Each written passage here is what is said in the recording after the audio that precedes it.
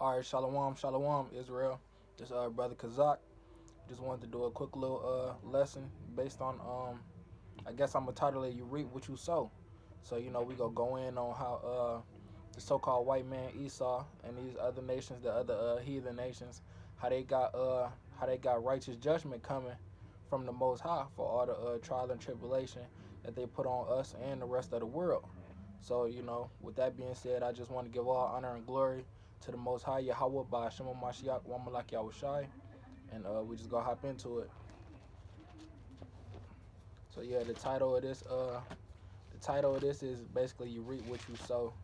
So we gotta start off with the precept that basically just lets you know.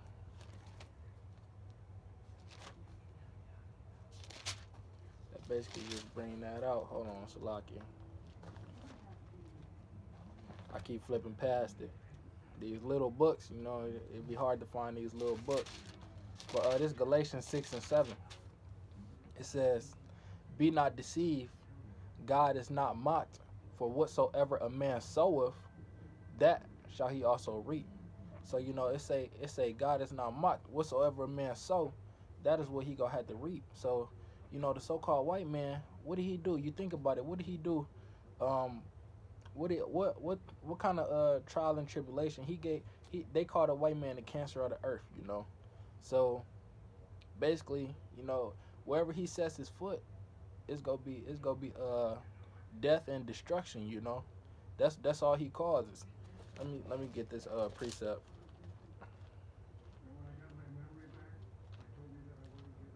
This book of John, chapter 10.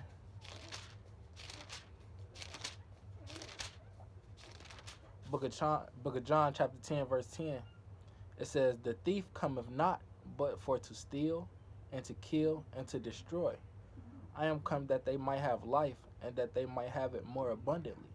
So this is Yahweh Shai talking. This red letter, it says, "The thief comes not, but to steal, to kill, and destroy."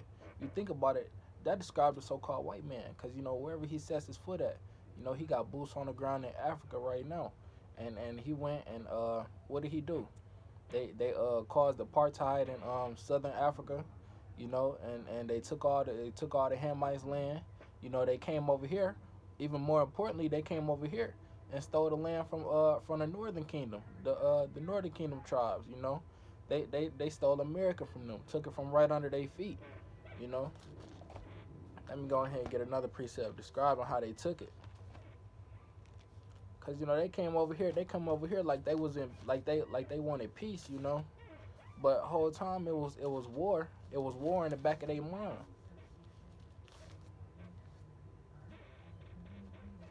Salakia. This Psalms chapter 55, verse 20. It says, "He hath put forth his hands against such as be at peace with him. He have broken his covenant." So the so-called white man, he put forth his hands like he had peace with you. And they say the white man broke hundreds of peace treaties with the Native Americans when he came over here. He broke every peace treaty that he made with the Native Americans. He broke it. They couldn't trust him, but they just kept trusting him. Because we are godly people. We don't really see people as our adversaries, but we got to come to it. We got to come back to our right state of mind, and realize who our enemies are. Like it said in the book of Psalms, chapter 83, it lists who all of our enemies are. We gonna get to that, Lord willing. But it says, this Psalms 55 and 20, it says, "He hath put forth his hands against such as be at peace with him. He hath broken his covenant. The words of his mouth were smoother than butter, but war was in his heart. His words were softer than oil, yet were they drawn swords." So it said the words of the white man's mouth was smoother than butter. He basically like how he doing today. He provide the women with food stamps, with Medicaid, Medicare, whatever it's called, health care and all that, with public aid. That's the word I was looking for, public aid. He provide that to the so-called black woman, but then say, if I give you all this, you can't have a man in the house. So his words of his mouth was smoother than butter. He giving you these gifts. He's showing that he trying to show that he got your back. But whole time war is in his heart. War is in his heart by he giving you this public aid, but saying you can't have a man in the house. So what's that's doing? That's parting up the family structure. That's destroying the family structure. Now she go depend on the so-called white man instead of depending on her own man, the man that she made kids with. She go depend on the white man for his food stamps. She go depend on the white man for his Section 8 instead of depending on making the family work, and they working together. She go take the easy way out because that's what she used to. That's what the white man made her accustomed to. So it says, verse 21, it says, the words of his mouth were smoother than butter, but war was in his heart. His words were softer than oil, yet were they drawn swords. And you can take that back to the Native Americans as well. When the white man came with them treaties, when he pulled up on the shores of Arcerif, which later became America. We gonna get to that too. Of Arcerif, which later became America. Where the Native Americans was dwelling at. Here at Babylon the Great. You know, when he pulled up here, he made it seem like he was at peace with the Native Americans. Gave them blankets to try to keep them warm and all that. But what did those blankets have? They had smallpox in them. You can't really trust. He put forth his hands like he go be at peace with you, but he got war in his heart the whole time. You can't trust him. He asked the Native Americans to help him, start his colonies basically. Help him learn the land, help him to learn how to grow these certain types of crops that the Native Americans was growing. And once they did that, once the white man was like, okay, they done taught us everything about the land. They done taught us how to grow the crops and what type of crops and where to find the animals to eat and all that, and where all the good hunting grounds at. They done showed us all of that, where the fresh water at, all of that. The Native Americans showed them all of that. So once they showed them all that, the white man was like, what we need them for? Started killing them off, started offing them, started taking them into slavery, and started doing just massacring them. Same thing. It say the words of his mouth were smoother than butter, but war was in his heart. You can't trust him. But like we just read in John, what Yahweh said, the thief cometh not but to steal and to kill and to destroy. So let me get a precept on that, because every time the white man, that he stolen these lands, that he destroyed the people that was Salakia. That he destroyed the people and caused massive death in these lands because they named after him. How else will he be able to name these lands if he ain't conquer them? How else will he be able to conquer them if he ain't caused massive genocide to the people that was already in that land? So this is the book of Psalms, chapter 49, verse 11. It says, their inward thought is that their houses shall continue forever. So the inward thought of the so-called white man is that their houses go continue on forever. Not like they houses, but like they spiritual houses, they bodies and the things that they pass forward to their offspring, to the next generation. They think they go on forever. They think their riches go pass on forever throughout all their generations. It says, in their dwelling places to all generations, they call their lands after their own names. So you think about it. You think about every continent. Take Africa for example, named after Leo Scipio Africanus. A so-called white man. That's not where the white man was native to. The white man not native to Africa. He the so-called European. So why is Africa named after Leo Scipio Africanus? Because he went and he conquered it. Why is America named after Amerigo Vespucci?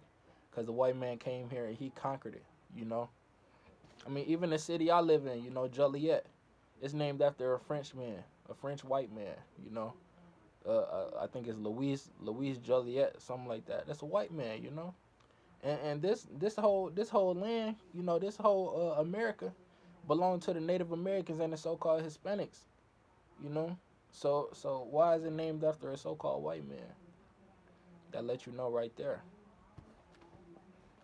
But Salakia, let me go ahead and but yeah, so basically you reap what you sow. So the white man, he sowed all this bloodshed. He sowed all this bloodshed on the earth, and he killed all of these people, took all of their land. So we gonna go and get what it says for that in the law. We gonna go to the law and figure out What's righteous judgment for people that do things like that? This the book of Numbers, chapter 35, verse 33. It says, "So ye shall not pollute the land wherein ye are, for blood it defileth the land, and the land cannot be cleansed of the blood that is shed therein, but by the blood of him that shed it." So the Most High, this is book of Numbers. He said that we can't pollute the land that we are by slaughtering people, by killing people, because blood it defiles the land. If you think about it, the land that we walking on right now, we walking on our ancestors. You know how many slaves got killed in this land that we don't even know about? Slave probably got killed where you was standing right now. A Native American probably got killed where you standing right now, all by the hands of the so-called white man. So it says, "We shall not pollute the land wherein we are, for blood it defileth the land, and the land cannot be cleansed of the blood that is shed therein, but by the blood of him that shed it." So the only way to cleanse this land, the only way to do that, the only way to cleanse it is to shed the blood of him that shed it. So what that let you know? And the precept for that is Genesis 9 and 6.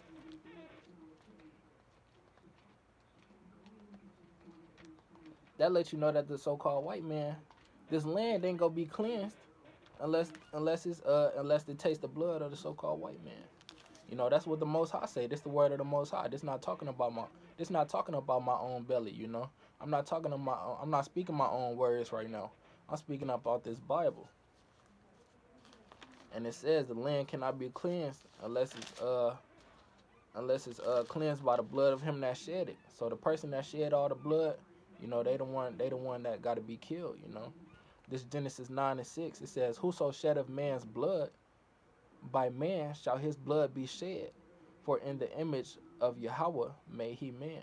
So it says whoever sheds man's blood, they gotta die next. If you shed in man's blood, you gotta die. What it say? You live by the sword, you die by the sword. And Esau was blessed with the sword. Let me get that real quick. Esau was blessed with the sword. He was living by the sword, so it's only right that he died by the sword. This is the book of Genesis. Salakia.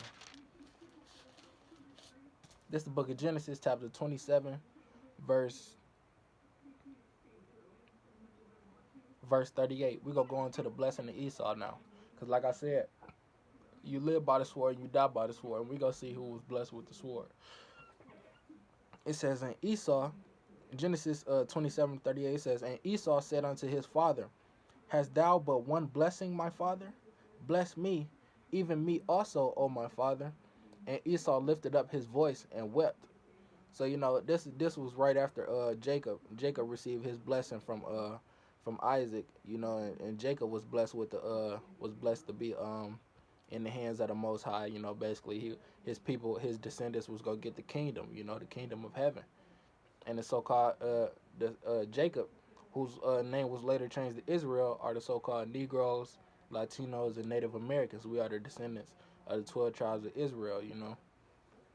But we're going into Esau blessing right now. It says, verse 39, it says, "And Isaac his father answered and said unto him, Behold, thy dwelling shall be the fatness of the earth, and of the dew of heaven from above." So it says Esau's dwelling, his descendants, they gonna have the fatness of the earth. So they gonna be ruling the world. So you think about it, every major company, every continent, damn near is ran by the so-called white man when you think about it. So that's him having the fatness of the earth. The white man, he basically controls how this world runs, basically. And verse 40, it says, "And by the sword shalt thou live, and shalt serve thy brother, and it shall come to pass when thou shalt have the dominion, that thou shalt break his yoke from off thy neck." So it says, by the sword, Esau's gonna live. So like we said, you live by the sword, you die by the sword. Like it said in Genesis 9 and 6, "Whoso sheddeth man's blood, by his blood," Salakia, I don't want to misquote it. Let me go back to it. Genesis 9 and 6, it says, "Whoso sheddeth man's blood, by man shall his blood be shed. For in the image of Yahweh he made man. So whoso sheddeth man's blood by man, so that same man's blood also be shed. So he living by the sword, he died by the sword. Let's get another one. This is a classic right here.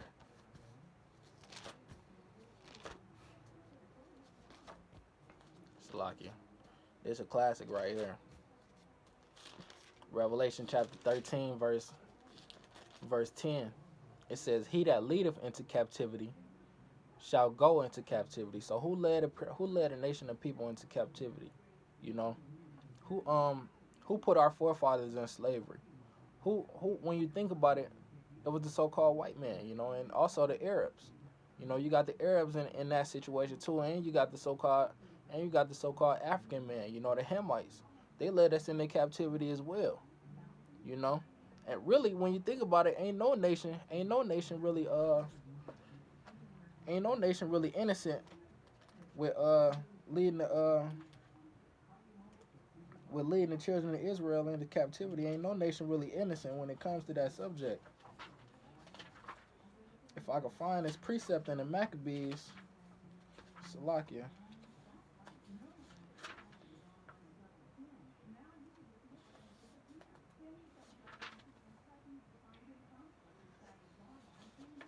If I could find this precept, I'm not really sure where it's at. I might have to drop this.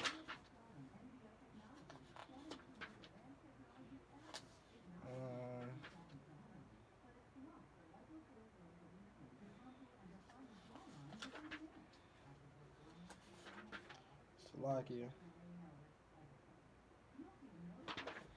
Might be First Maccabees.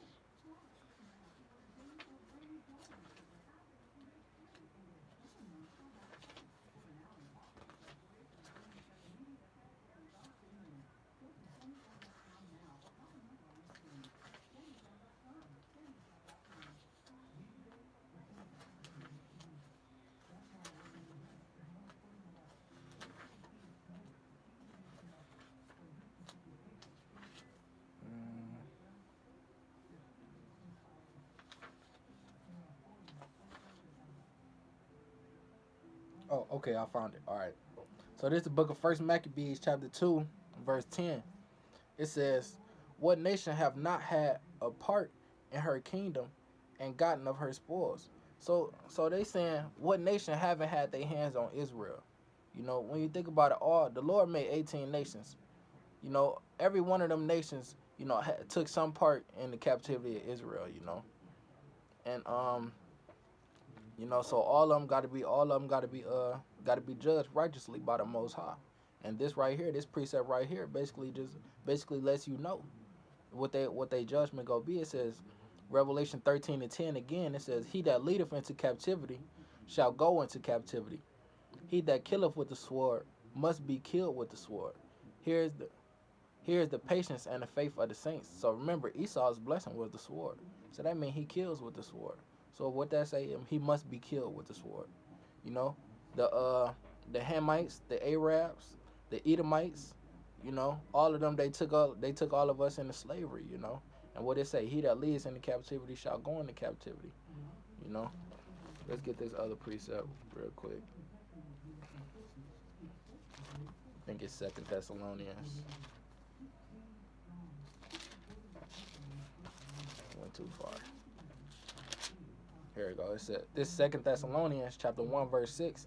It says, "Seeing it is a righteous thing with the Most High to recompense tribulation to them that trouble you." So it's a righteous thing with the Most High to recompense tribulation. That means to cause righteous judgment. To give them the same, put them through the same things that they put us through. That's a righteous thing for us to be able to allow us to be able to get back at them. So we gonna be able to take them into slavery, and slavery is in the law. First of all, let me get that. Let me show y'all that slavery in the law, because y'all might be thinking like, God not with slavery, God against slavery. Why would God is all love? First off, God is not all love. Let me get that first off. This the book of Exodus, because y'all think God all love, and God is a righteous man. It's finna tell you how God is right here. This is the book of Exodus, chapter 15, verse 3. It says, the Lord is a man of war. The Lord is his name.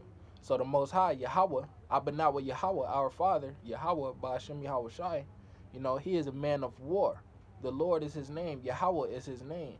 So he a man of war. What a man of war do? They take spoils when it come to war. They kill, They don't really have no mercy. He might be merciful, he merciful to his children, But the Lord is a man of war. So let me show you that slavery is in the law. Slavery is righteous to the Lord. This is the book of Leviticus, chapter 25. I'm going to start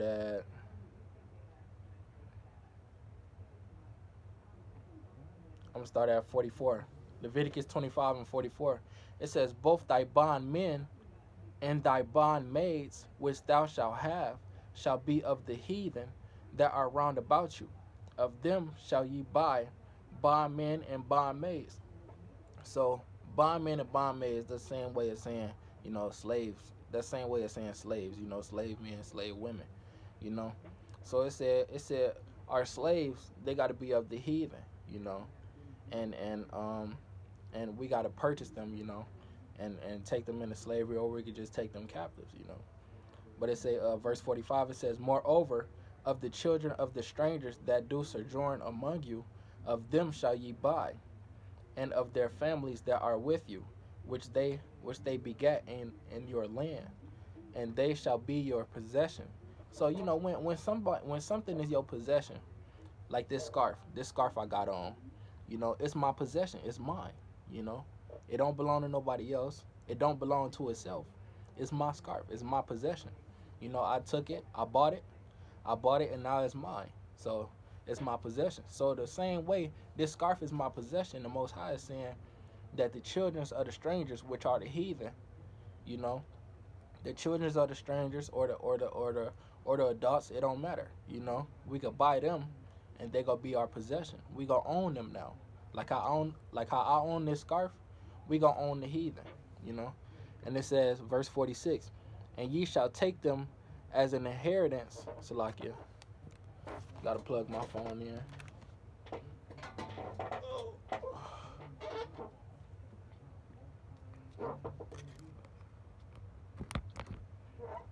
Alright. And it says, verse 46, it says, verse 46, it says, and ye shall take them as an inheritance for your children after you. So we go take these slaves, and we go pass them down to our children, and to our children's children. As long as the slaves keep multiplying and having kids and all that, their kids go get passed on for generation to generation to be my kids' slaves, to be my kids' slaves, to be my great-grandkids' slaves, They gonna be getting passed on because we own them. So, they gonna be owned by us forever. They gonna be my servants forever. They gonna be my kids' servants forever, Verse 46 from the top again, and ye shall take them as an inheritance for your children after you, to inherit them for a possession. They shall be your bondmen forever. But over your brethren, the children of Israel, you shall not rule one over another with rigor. So it say we gonna be able to own these. We gonna be able to own these slaves forever. And let's get an example of that. We gonna go to the book of Ezra. Slide to the book of Ezra real quick. Damn, passed it up. This is the book of Ezra, chapter 2. And verse 55. So right now, in Ezra chapter 2, Ezra is giving lineages. He giving the lineage of the children of Israel and all the people that came out of captivity with them. That came out of the Persian captivity. Well, they were still under the captivity, but they came from under the they came to build back Israel. And from under the Persians. And so this is the book of Ezra chapter 2 verse 55. It says, the children of Solomon's servants, the children of Sotai, the children of Sephareth, the children of Peruda. So they still had Solomon's servants. They had the children of Solomon's servants. Solomon was probably what I don't want to get the date wrong. It had to be at least over 200 years. You know, I don't want to get the date wrong. Correct me if I'm wrong in the comments, but it said the children of Solomon's slaves. You know, the children of his servants. So Ezra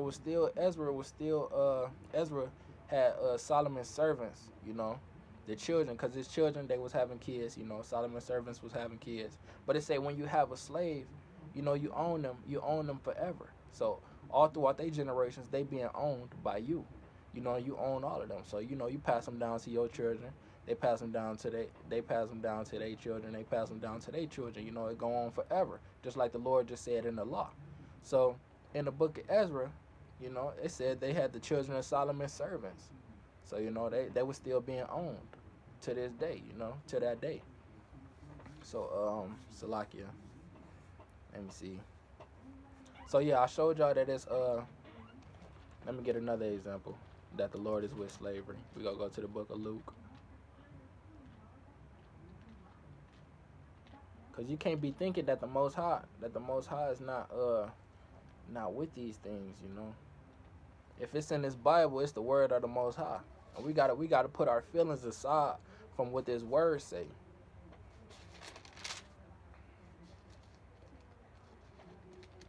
Salakia. Let me see.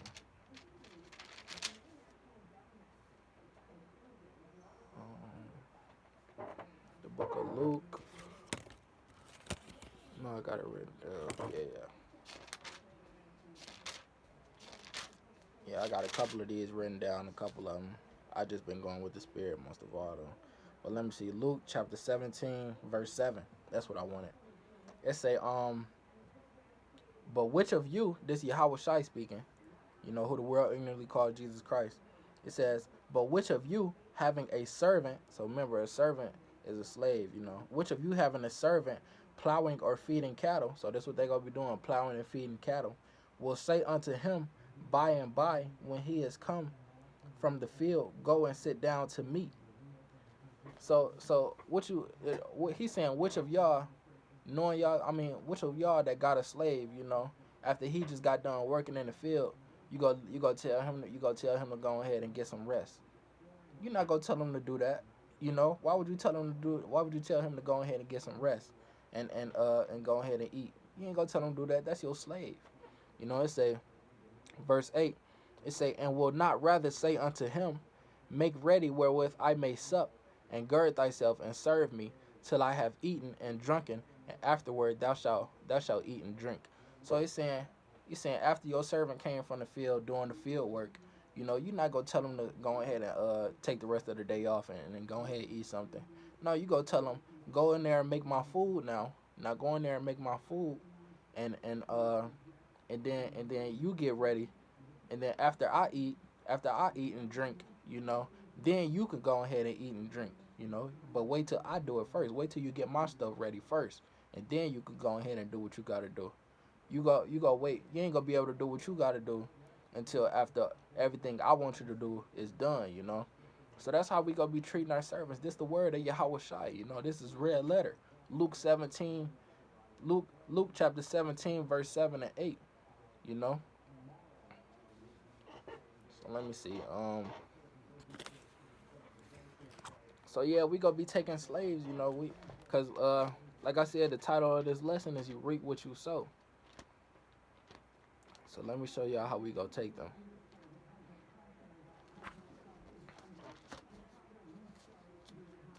We gonna go to the book of Jeremiah, chapter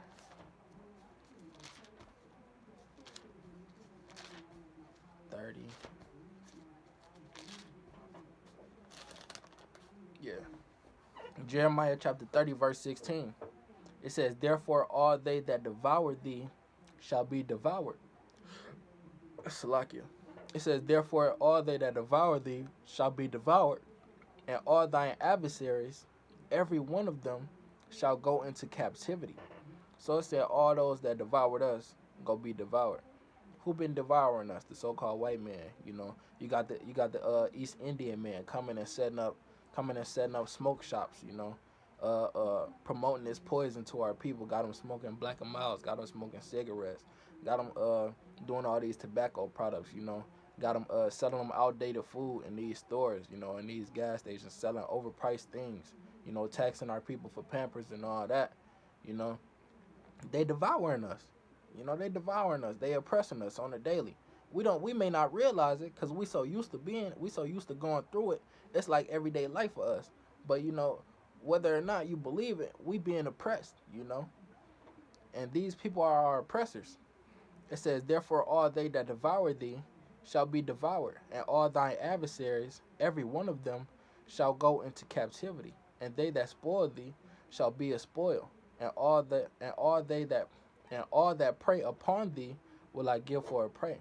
So all our adversaries, they going into captivity. And you know who they going to captivity under? They going to captivity under us. Every nation that had their chance to rule except for Israel.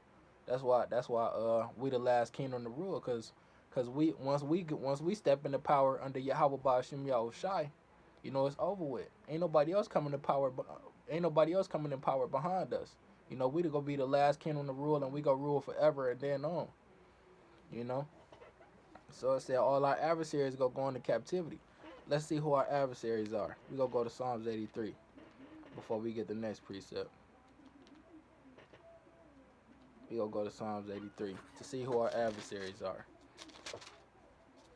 The book of Psalms, chapter 83, verse 1. I'm gonna start from the top. It says, keep not thou silence, O Yahweh.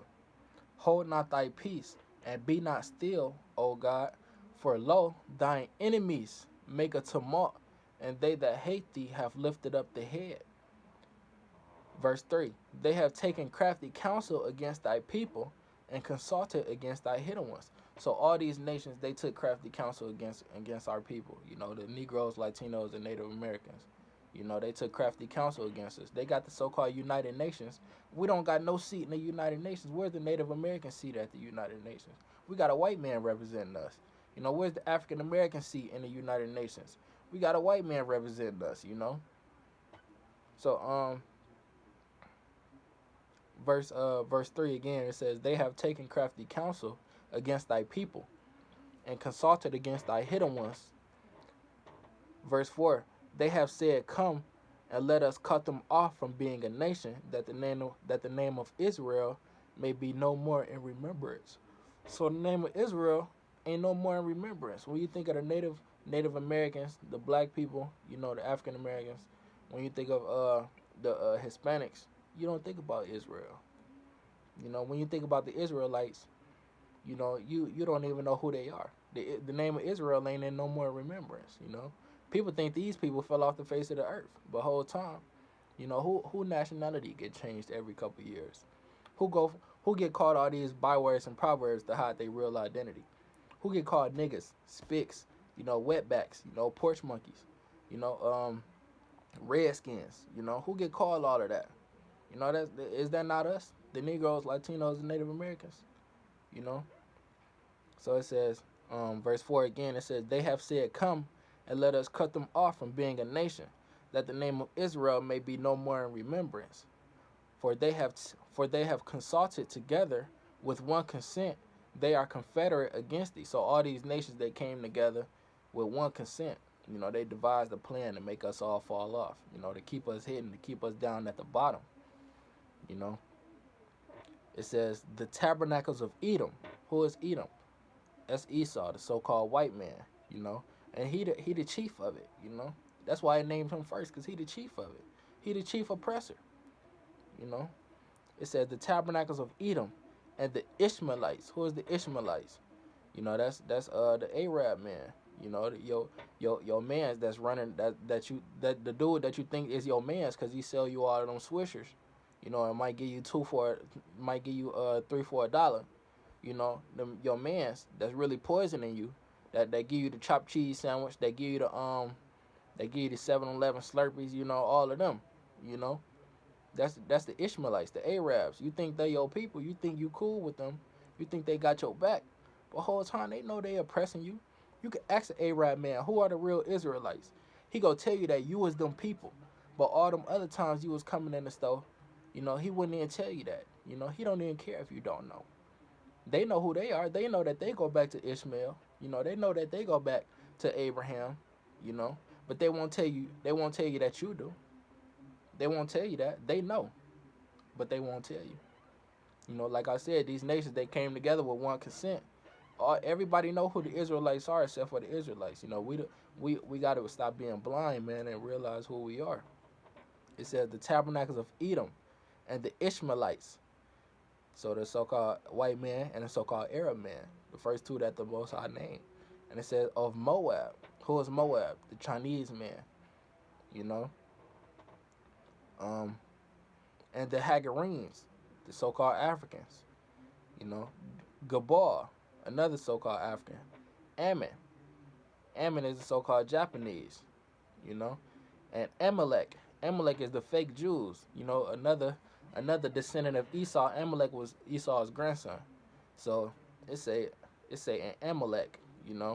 Those the fake Jews that's living over in Israel now. They call themselves Israeli. They not Israelites because they know they're not the true people of God. But they try to practice our ways, try to be us. But you can never be us. The Philistines, which is another African group, and with the inhabitants of Tyre. So those are the nations. They came together. Those are adversaries that the Most High was talking about in the book of Jeremiah when he said all our adversaries, every one of them go into captivity. Let's go to Isaiah 14.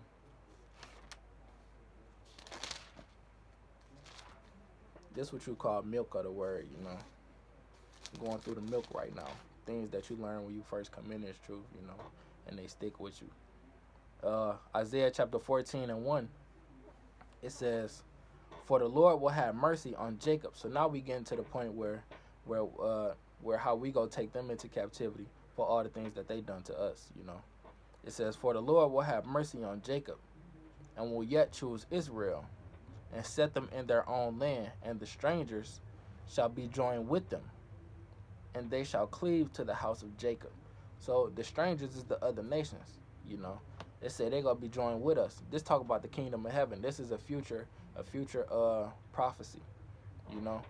That the Most High gonna have mercy on us through all the things that these other nations is putting us through. Because really it's all ordained by the Most High. So he gonna have mercy on us. And when we walking into the kingdom of heaven, the strangers, they gonna be joined with us. But how they gonna be joined with us? It's finna tell you that now. "And the people shall take them and bring them to their place, and the house of Israel shall possess them in the land of the Lord." So that's that word possession again. Like I said earlier, how I possess this scarf, we go possess the heathen nations. It say we go take them. So this Carmax, say this Carmax just sitting right here. All right, how I just took it, and put it in my pocket. That's the same way we go take them slaves. That's the same way we go take the heathens. We go take them and bring them to their place. Salakia. "And the house of Israel shall possess them in the land of the Lord for servants and handmaids, and they shall take them captives, whose captives they were, and they shall rule over their oppressors." So we gonna take them captives whose captives we were. Who are we in captivity under? The so-called white man. All the people that we just, all the nations that we just named in Psalms 83. Those who we captives under right now. Those are the people that's oppressing us on the daily. And they say we go rule over our oppressors in the land of the Lord. We gonna have them for servants and handmaids. That's righteous judgment. That's what you reap. You reap what you sow. Cause right now we they servants, we they handmaids. We the people that serving them hand and foot. We the people that's filling their pockets up. But now, when it gets to the kingdom of heaven, them roles gonna be reversed.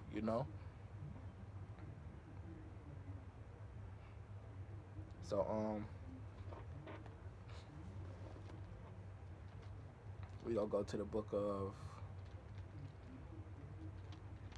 Salakia. Where did I want to go?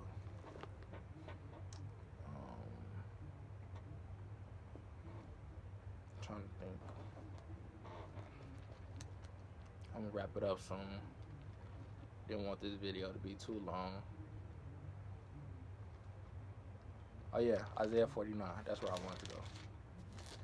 We're gonna go to the book of Isaiah chapter 49. Salakia. Verse 23. It says,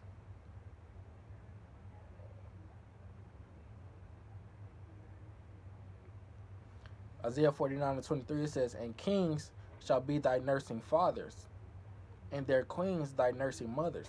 So all of these noble people, all of these noble men of the other nations, all them rich ass Arabs in Dubai, all these rich ass white men that's running in politics, that's ruling in Europe, that got all these corporate businesses and that got all these fancy things, they would be the so-called kings right now, and it say kings shall be thy nursing fathers. So they gonna be our nursing fathers, they gonna be the ones tending to our chickens, they gonna be the ones cleaning up our barns, they gonna be the ones taking care of our cattle, being our servants and handmaids, and their queens thy nursing mothers. So just like how our women were slaves and had to take care of the master kids, had to do everything, had to scrub master floors and all that, it say their queens gonna be our nursing mothers. So it's gonna be their time to play them roles, you know. And it says, they shall bow down to thee with their face toward the earth, and lick up the dust of thy feet, and thou shalt know that I am the Lord, for they shall not be ashamed that wait for me. And we the ones that's waiting on the Lord. The Negroes, Latinos, and Native Americans. This what we waiting on. Like it said in Revelation 13:9, he that leadeth into captivity shall go into captivity, and he that killeth with the sword must be killed with the sword. Here's the patience and the faith of the saints. So this is what we waiting on. Just like the Lord just said, that they shall know that I am the Lord, for they shall not be ashamed that wait for me. We waiting. We the ones that's waiting. The Israelites. We waiting on this to happen. We waiting on the Lord to come and restore us back to that pedestal where we fell off of. It say these kings and queens, the people, the men of renown, the men of high stature right now, they gonna be our nursing fathers. They gonna be our nursing mothers. They gonna be our slaves, our peasants. And they go bow down to us and lick up the dust of our feet. Bow down and kiss our shoes, kiss our boots. Take care of our kids. Cook our food, clean our barns, plant our crops. They finna be doing all of that. And then we go rule over them for 1,000 years in hard bondage, and then we go let them go ahead and establish what they got to do, and it's gonna be just like how it is now, but we gonna be the ones of a high stature. It say the law gonna go forth out of. Let me go ahead and bring it out in the book of Micah. Salakia went too far.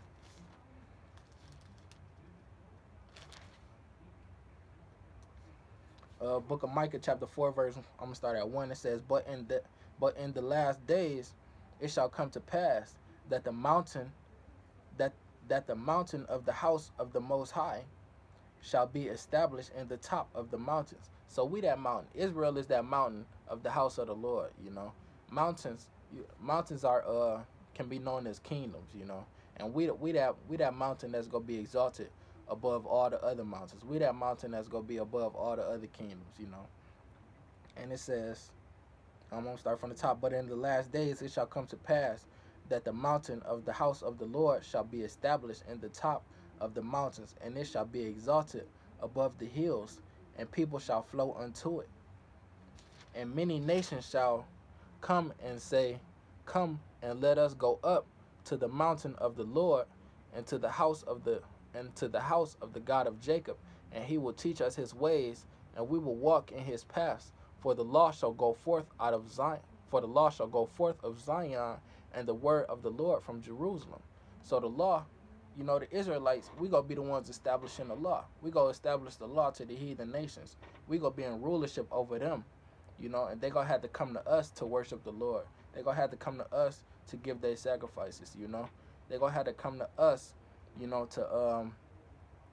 have to come to us for righteous judgment. We gonna be the judges of these other nations. Let me go ahead. No, I don't think I'm bringing. Let me see.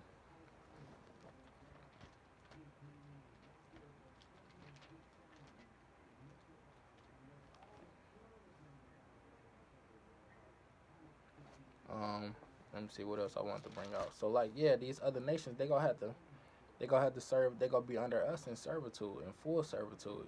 And they ain't gonna be able to say nothing about it.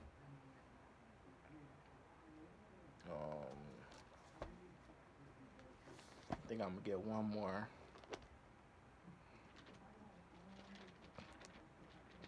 So yeah, like the title of the video. Is you reap what you sow. So another precept that show you reap what you sow. We'll go to Exodus chapter 21, verse 16. It says, "And he that stealeth a man and selleth him, or if he be found in his hand, he shall surely be put to death." Who stole a nation of people? We just read in Psalms 83.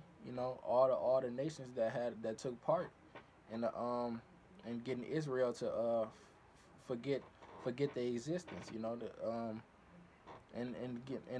all the nations that took part and in oppressing Israel. The Negroes, Latinos, and Native Americans. All the nations that took part in being our oppressors. It says, "And he that stealeth a man and selleth him, or if he be found in his hand, he shall surely be put to death." So that's righteous judgment coming from the Most High.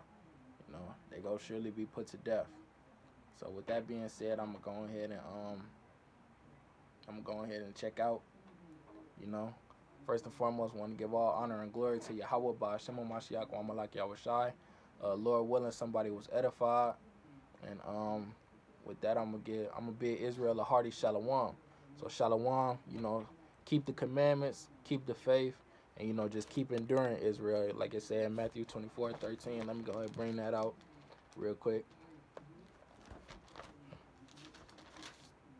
Matthew chapter 24, verse 13, it says, "But he that shall endure unto the end, the same shall be saved." So we got to endure unto the end.